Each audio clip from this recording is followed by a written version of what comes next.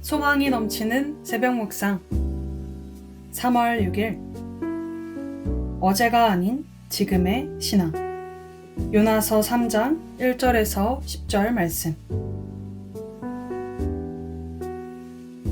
여호와의 말씀이 두 번째로 요나에게 임하니라 이르시되 일어나 저 큰 성읍 니느웨로 가서 내가 내게 명한 바를 그들에게 선포하라 하신지라. 요나가 여호와의 말씀대로 일어나서 니느웨로 가니라. 니느웨는 사흘 동안 걸을 만큼 하나님 앞에 큰 성읍이더라. 요나가 그 성읍에 들어가서 하루 동안 다니며 외쳐 이르되 40일이 지나면 니느웨가 무너지리라 하였더니 니느웨 사람들이 하나님을 믿고 금식을 선포하고 높고 낮은 자를 막론하고 굵은 베옷을 입은지라. 그 일이 니느웨 왕에게 들림에 왕이 보좌에서 일어나 왕복을 벗고 굵은 베옷을 입고 제 위에 앉으니라. 왕과 그의 대신들이 조서를 내려 니느웨에 선포하여 이르되 사람이나 짐승이나 소떼나 양떼나 아무것도 입에 대지 말지니 곧 먹지도 말 것이요 물도 마시지 말 것이며 사람이든지 짐승이든지 다 굵은 베옷을 입을 것이요 힘써 하나님께 부르짖을 것이며 각기 악한 길과 손으로 행한 강포에서 떠날 것이라. 하나님이 뜻을 돌이키시고 그 진노를 그치사 우리가 멸망하지 않게 하시리라. 그렇지 않을 줄을 누가 알겠느냐 한지라. 하나님이 그들이 행한 것 곧 그 악한 길에서 돌이켜 떠난 것을 보시고 하나님의 뜻을 돌이키사 그들에게 내리라고 말씀하신 재앙을 내리지 아니하시니라. 아멘. 1990년대에는 영화를 보기 위해 영화관을 찾아가거나 비디오 대여점을 방문해야 했습니다. 즉 영화를 보기 위해 현재의 공간을 벗어나 별도의 노력을 해야 했습니다.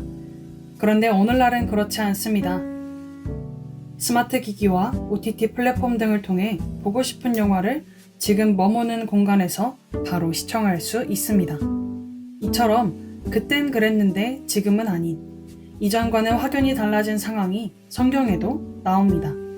그중 하나가 요나와 니느웨의 이야기입니다.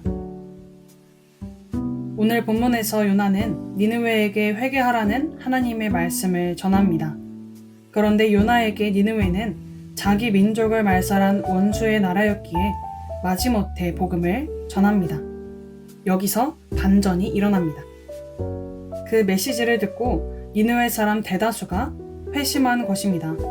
니느웨에 있는 모든 생명체는 다 굵은 베옷을 입고 죽음을 앞둔 자처럼 회개했습니다. 그리고 니느웨는 그동안 자신들이 행했던 포악을 인정하고 하나님께 고백했습니다. 성경은 하나님께서 그들이 뉘우치는 것, 곧 그들이 저마다 자기가 가던 나쁜 길에서 돌이키는 것을 보시고 뜻을 돌이켜 그들에게 내리시겠다고 말씀하신 재앙을 내리지 않으셨다고 전합니다. 요나의 모습은 우리에게 익숙한 이미지가 아닙니다. 요나는 하나님의 백성이며 하나님의 선지자입니다. 누구보다 하나님을 잘 섬겨야 하는 자임에도 하나님의 말씀을 거역합니다. 반면에 니느웨는 하나님의 백성인 이스라엘의 원수입니다. 그런데 하나님의 말씀에 순종합니다. 요나서는 아이러니한 상황을 의도적으로 우리에게 보여줍니다. 어제의 신앙이 오늘의 신앙을 보장하지 않는다는 것을 알려주기 위해서입니다. 지난날 아무리 예수님을 잘 믿었어도 오늘 예수님을 따라 살고 있지 않으면 헛됩니다. 반면에 그동안 예수님을 따라 살지 않았다고 할지라도 오늘 주님을 따라 살고 있다면 그 삶은 귀한 것입니다. 성숙한 신앙인이 날마다 자신에게 물어야 할 것은 지금 나는 하나님의 뜻대로 살고 있는가? 입니다. 하나님의 말씀 앞에서 지금의 나를 점검하고 하나님을 따라가는 우리 모두가 되기를 소망합니다. 지금 하나님의 뜻대로 살고 있습니까?